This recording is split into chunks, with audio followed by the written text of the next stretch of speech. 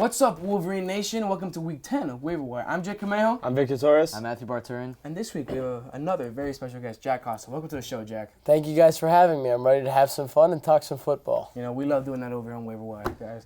So, you know, before we get everything started, the King's back. This King guy. is back. This guy. Another week, another win for me, but not in fantasy and not for the Saints. So, guys, Week 9, thoughts on Week 9 other than me winning? Like, what's back to normal? The Dolphins back to winning again, even though we weren't losing. But we're back to winning. The Saints are back to losing. That's back. That's facts. And how about the Jets upsetting the Bills? You know, we obviously were a little scared of Josh Allen's injury with his elbow, but it kind of just opens the AFC East race a little bit. It's a tight race. Tua's balling, and there's 3 teams at the top. An Allen injury would open things up, though none of us are rooting for that. Of course. And it also has big fantasy implications for Stephon Diggs, Nyheim Hines, which was my pickup last week, and any player on that Buffalo Bills offense. So hopefully Josh Allen comes back, but not for too long, as you want the Dolphins to get the top spot in the AFC East. So Jack, you know, usually on this show we do our pickups first, and I'm wondering right now, Jack, what's your pickup? I have a name for you.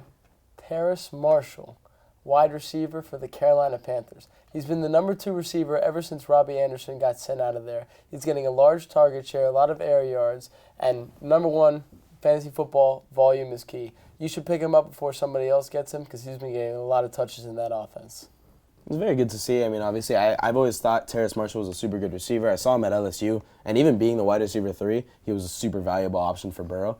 So I think he's a good step up to, I think he might be better than Robbie Anderson. So I think it's good to see maybe how he progresses for the rest of the year. Yeah, definitely. I mean, the Panthers offense right now has been very, very weird. Deontay Foreman, Suspect. 33-point performance from Deontay Foreman. Different quarterbacks. It's all over the place. It's all over the PJ place. Walker, tough week PJ last Walker's week. elite 9-yard performance this week. Don't forget the 2 interceptions and the 3 completions. Let's get it. That is out of this world right there. That is numbers I want on my fantasy team. I'm joking. But no, Terrace Marshall is a great pickup, especially if you're in a league where your receivers aren't the best and you need a desperate flex option for That is my exact situation, and that's why I'm bringing him to this show. Jake, speaking of being desperate for a flex option, if you need a flex option, who are you picking up today? Wow. That was smooth, Victor. You know, my guy is a guy who's been in the league for 2 years, his second year. He's a former Florida Gator, as Jack loves him Gators, chomp chomp. Don't do that here. But it's Kadarius Toney. Kadarius Toney's on the Kansas City Chiefs. That's the right team he's on. The Kansas City Chiefs, and he's explosive. And we all know this. The guy plays like he has no ACLs, and he just bends all over the place. It blows my mind how good this guy is with the ball in his hands. He can turn a screen in the backfield to an 75 to 80-yard play in a snap of his fingers. Remember that game against the Dallas Cowboys where he had 180 receiving yards against Trayvon Diggs and 2 touchdowns?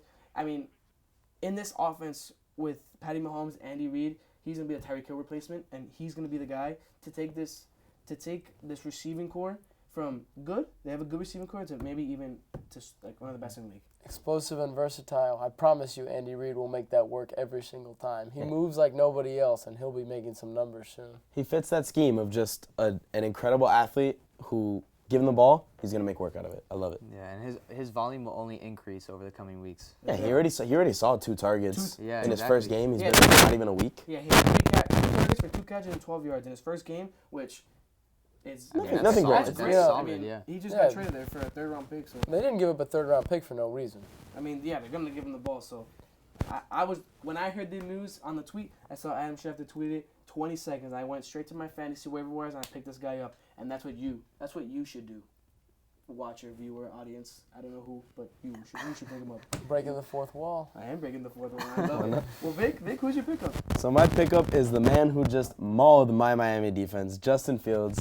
So obviously, it's kind of like very recently, the Bears don't have a huge offensive identity. They're kind of still trying to figure out, hey, who's our number 1 guy? Who's our best guy? Their new identity is we're going to let Fields work.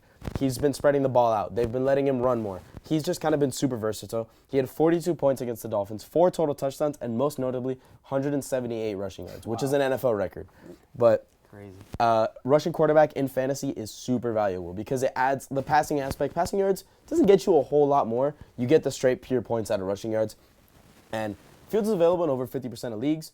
And I think the rest of his schedule is relatively easy, but he's been balling out against some pretty good defenses. 23 versus New England, 26 versus Dallas, and the Dolphins' defense it's suspect. It's shaky. It's definitely not amazing, but it's stout, and I think it's decent enough that he shouldn't have had 42 points. But I think the Bears are just kind of finally letting this young guy work. They're going to let him evolve into being a professional NFL quarterback instead of being held under in this little backpack that, hey, you need to be a rookie not making mistakes. So I think Fields is going to start working, and he's going to be a super solid pickup if you need quarterback help. Yeah, the interesting thing is how they call design rushes for him. In the first few weeks, they're calling about 2 per game, and that number has jumped to about 10, and you can see him making it happen with his legs. You said it. He broke the record for rushing yards by a QB. So it's an interesting thing to follow that should keep his fantasy hopes high. And this guy is fast. Blazed past our entire defense on a 60-yard run. As a Dolphins fan, very frustrating to watch that. He's a stud, though, and I think he's a great pickup. He's available in most of the leagues, so I think it's a solid pickup. Get him while you can. Yeah, in my league, I'm trying to pick him up, and I'm currently in the waiver wire battle for him, but I'm number 1. Yeah, isn't your team horrible? So you're very high up on the waiver wire. Yeah, that's what happened to me this year. But he's on my boards. Hopefully, I want to start him over a guy you're gonna hear later in the show. But Matt, hold on. Oh, we're not done. We're not done. But Justin Fields has been getting guys. The Bears front office has been entrusting him more. They've been getting him weapons, and they believe in him now. And not with the was it Matt Nagy last year who's still in there? Yeah. Matt Nagy was still in there, and now they're 100% going all in on Justin Fields, and they're giving him his weapons, and they're letting him control the offense and help him win games. Because if you put up 35 points a game, 32, was 32 they had? 32? 30 plus points a game, even 4 touchdowns a game, you're winning most of your games in the NFL. It was just the Dolphins' offense is just out of this world. Exactly. Well, Matt, so I want to hear out of this world picks, and I usually don't go to you for out of these world picks, but what's your out of this world pick this week? Well, my out of this world pickup is Jeff Wilson Jr. from the Dolphins. Oh. All right, so no bias at all. he was acquired in the trade deadline by the Dolphins, so reuniting Mostert and Jeff Wilson back with Mike McDaniel. He split the carries evenly with Raheem Mostert, which was surprising considering it's Jeff Wilson's first week, and he was more efficient on the day.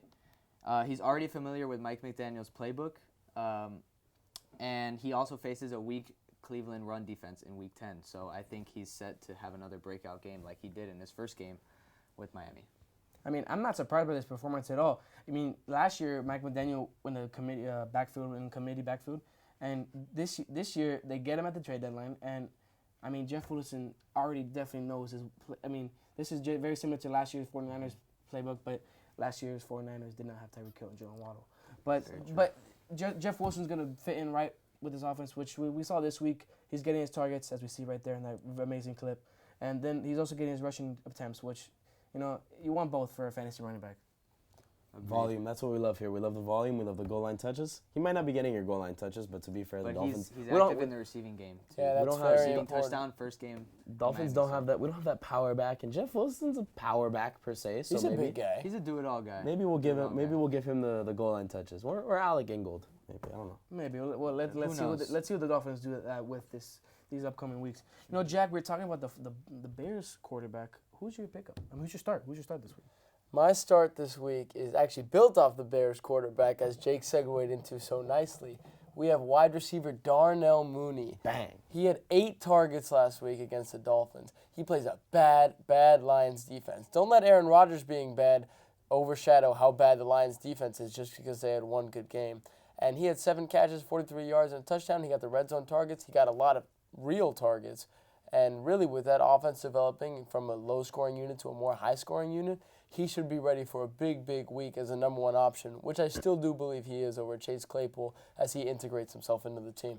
Yeah. You can go. No, that's all you, Victor. Yeah, no, Mooney. So you notice 8 targets, 7 catches, 40 yards. Not a lot of yards, but it's just the fact that they're trying to just get on the ball in short game and let him work. Because you've noticed recently the Bears have kind of just been looking for a jump ball guy, and they think, I guess we got Mooney's our best receiver. Let's see if he can be the jump ball guy. It's not him. He's got to work in space. He's got to work in that route running, get him open space, and that's what they tried to do. He wasn't really working in the jump ball game anymore. They're obviously going to give that to Claypool. So now I think it opens up a lot. I think having Claypool opens up a lot more opportunity for Mooney as more to fit his skill set. Yeah, right now on the screen, you guys just saw him cook Xavier Howard, who, despite a rough year, is a very good cornerback, and that's just a sign of more things to come. And just with that offense developing, I really think that he's someone that you should have in your lineup for the next few weeks against, as Vic said earlier, a soft schedule. Yeah, and remember we talked about this guy earlier. I remember it was one of Vic's sits in like week 1 or week 2. He was a my bit. sit. Oh, was that? Oh, I'm sorry, Matthew. Yeah. No, I'm sorry.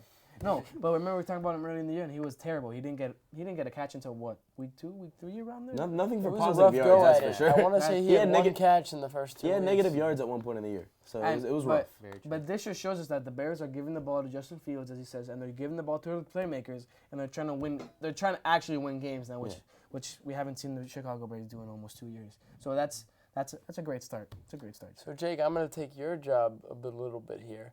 Who is your start for this week? I'm going to segue into you. Wow, Jack, that was What a professional Very guest nice. move, Jack. that was Love to see it. very nice. Well, the viewers, if you're a longtime viewer, you know I've picked this guy in the past. It's Brandon Ayuk. Brandon Ayuk.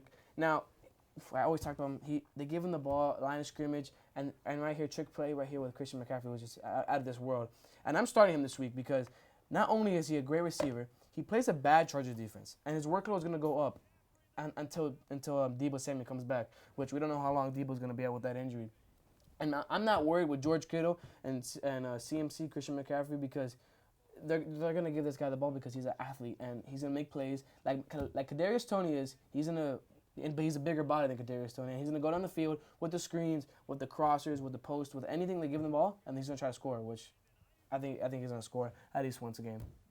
He's my starting fantasy wide receiver, so I'm with you. Thank you, Jack. I really appreciate it. I like Brandon Ayuk. I think obviously with the Debo injury, you have to take into consideration next guy up. Ayuk has fit that role. He's obviously they work him a lot in the screen game, the short passes, and enough of those, you'll break one of them. I like what Ayuk brings to the table in this 49ers offense. It's Quick note, the last game that Deebo didn't play, Ayuk played every offensive snap, so Really? volume is king. I didn't know Yes, that. it is. That's a good start. Wow, Jack, we love you over here on this show. Volume is king on this show, and we love it over here. So, but Vic, who's gonna get the volume this week? For me, I think it's in fantasy. It's Tua time. I think officially you gotta be ready to start Tua in your fantasy league if you have quarterback struggles. Now I do think the Browns' pass defense is pretty solid. They have a good pass rush. Obviously Myles Garrett, he's a stud. Greedy Williams, Denzel Ward, John Johnson, solid all around. Denzel Ward I think is a top 10 corner, and the rest of that secondary is very solid. But this Dolphins offense is unstoppable. At the end of the day, you can't guard Tyreek Hill, Jalen Waddle, Mike Gesicki, and I mean even guys like Trent Sherfield are making work out of in the offense. So. In my opinion, he's played like a top 5 quarterback in the past couple weeks, especially. You're not going to hear an argument here.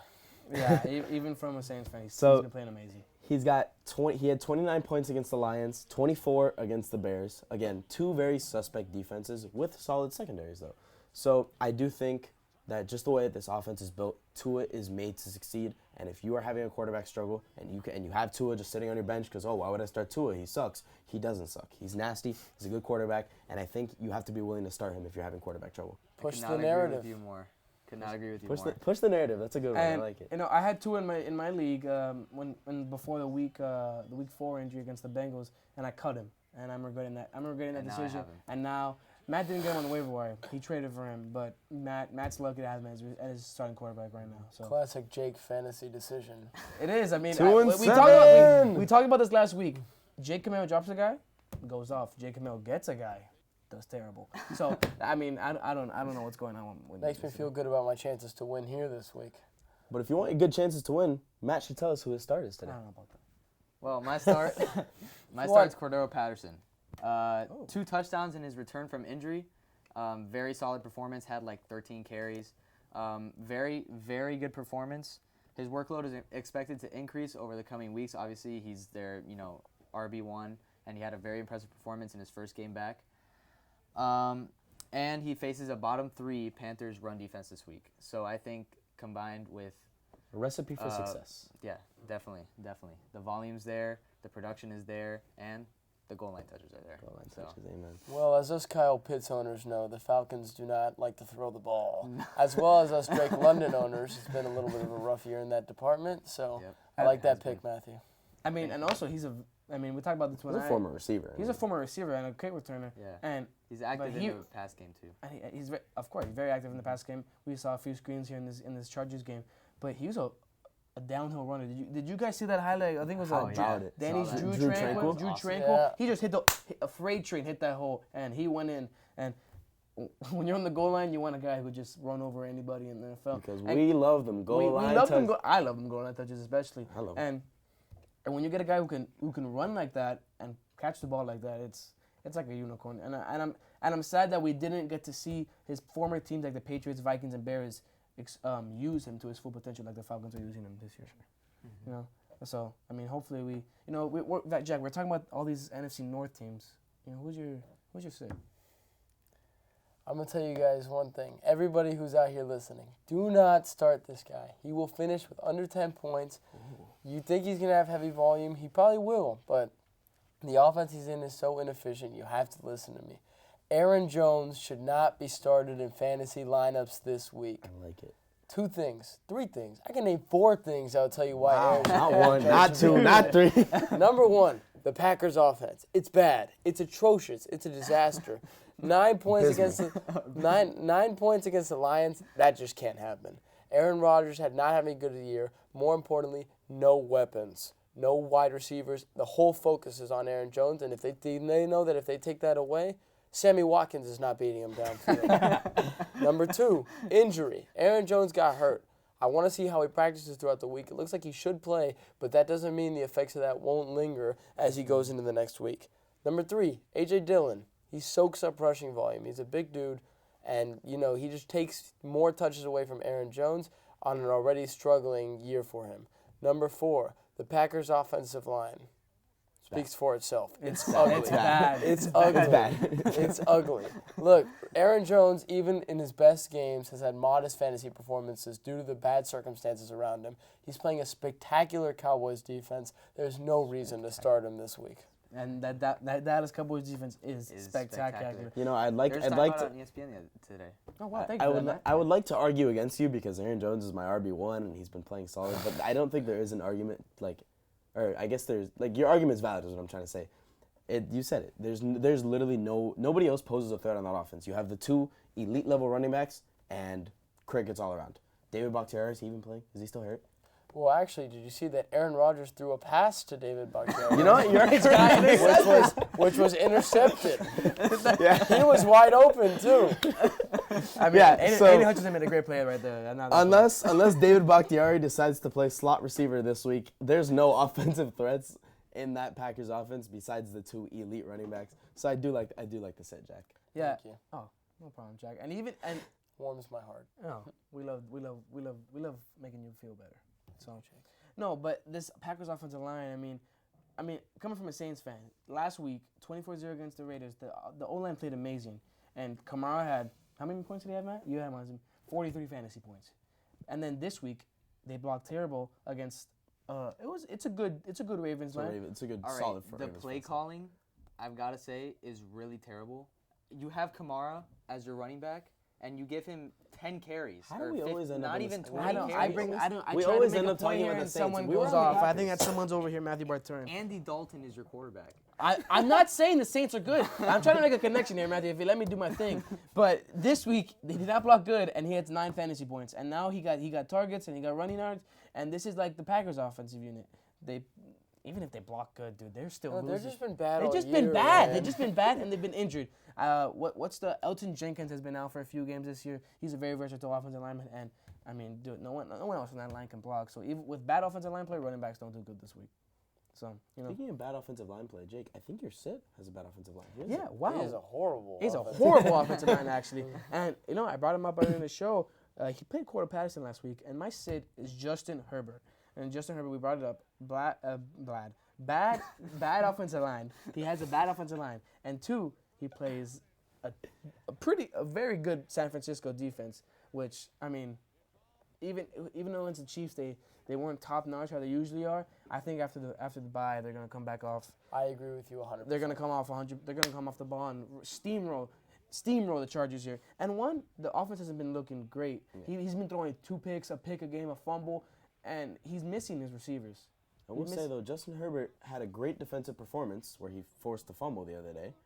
But I don't know that I'd call that forced. But You get the idea. Yeah, the Chargers' offense has been ridiculously injured. There's no identity. Herbert is having his sophomore slump in his third year, which that's not a thing that happens. But he's just playing bad. He's been injured. He's been questionably injured. He's just not playing at the level that we expect from Justin Herbert, and it sucks because he's a super talented quarterback. Exactly. But Tua is the better quarterback from that class. Is what I'm trying to say. That's what I was about to say. My most important statement about Justin Herbert, to all you Justin Herbert fans out there, he's not as good as Tua.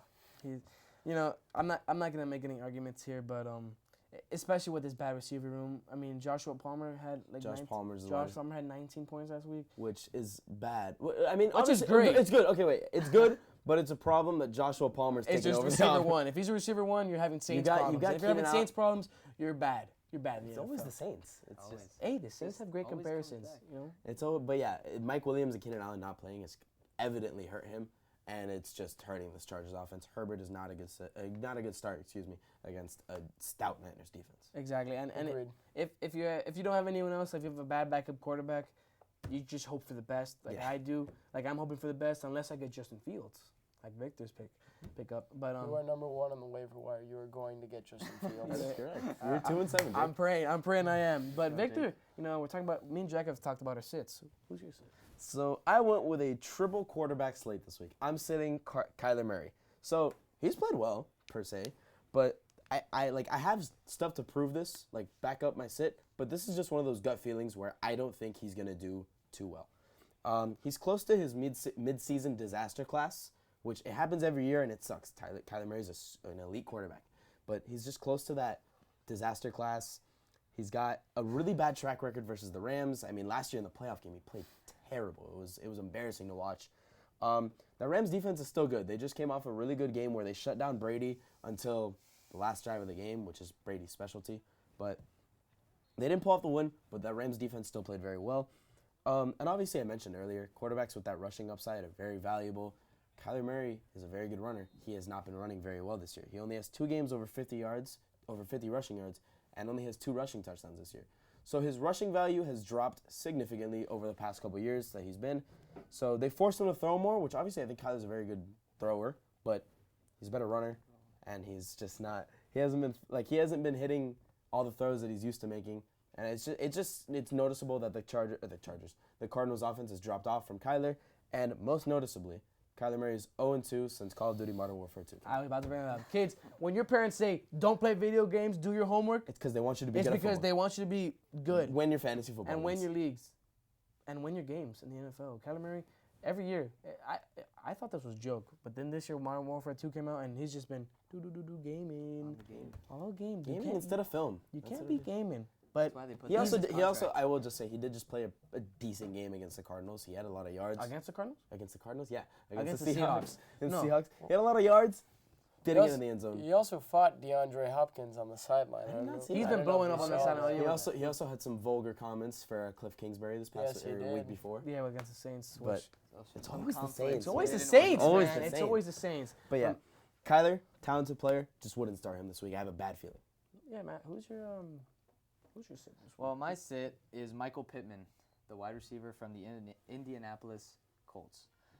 Sam Ehlinger is his quarterback. Not great. He's a great college quarterback. Great college quarterback, not great NFL But quarterback. I'm not sure about the NFL, production.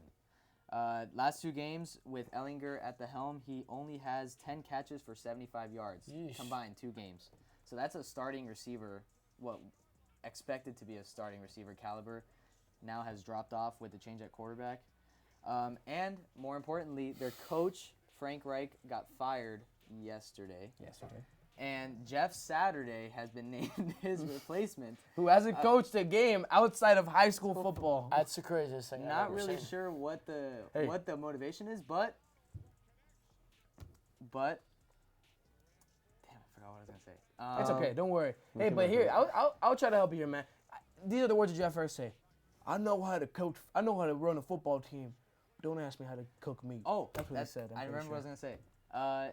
Jeff Saturday, I heard he was 3-7 when he coached high school football. God, imagine the So NFL. imagine the NFL In the with NFL. Sam Hey. Ehlinger as your quarterback. Hey, but I will say though, Sam Ehlinger is projected more than Matthew Stafford this week, so maybe he's on that elite quarterback. Maybe there was just bad talent on that high school team. Who knows? maybe it was just very possible. maybe who knows? Maybe Maybe didn't have they were like LaSalle. Maybe they didn't. Hey, Oh. I like that one, Jack. I like that one. Maybe they don't have a Matthew at quarterback. Maybe they so- have Matthew, but also this helps out. I mean, he's a former center. I mean, we don't know what's going on with this offense, but maybe he comes in and just tries to force the ball on the ground whenever Jonathan Taylor comes back. Feed JT. Feed JT, and I'm praying they do because they have not been doing that, and I've been 2-7. Jake, who's your number one pick? You're 2-7. I don't think we'd heard. Oh, yeah. Well, Jonathan Taylor's the reason why I've been just Jonathan Taylor. Just Jonathan Taylor. Not Javonte Williams.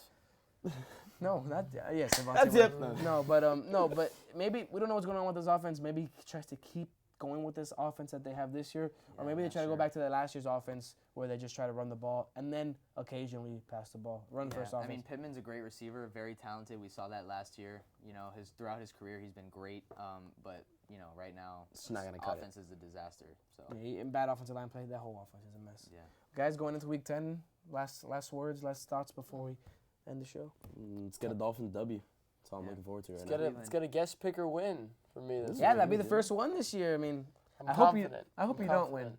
I hope I win. Another Saints loss, another Jake fantasy football loss. Nothing changes here. No, maybe I win this week. Oh, actually, second to last place versus last place. No, I'm not in last place. There's a 3-way tie in the league and Matt's in that 3-way tie. So let's not make He it. has the least points. But you're first on the waiver wire, so He has the least points. He's in last. I'm second in the waiver Okay, wire. but yeah, so hopefully the Saints win against a bad Steelers team, even though TJ Watt's coming back. Ooh. I can't ever. When does the pain end? I can't ever. There's a lot of pain. Can't Pain catch a break. There's pain Pain everywhere. everywhere. There's pain everywhere, man. as Jameis Winston said. But you know, Wolverine Nation, that's week 10. Week 10 of waiver wire is already done. You know, I'm Jake Camejo. I'm Victor Torres. I'm Matthew Barturin. And I'm special picker Jack Costa. Thanks for watching. You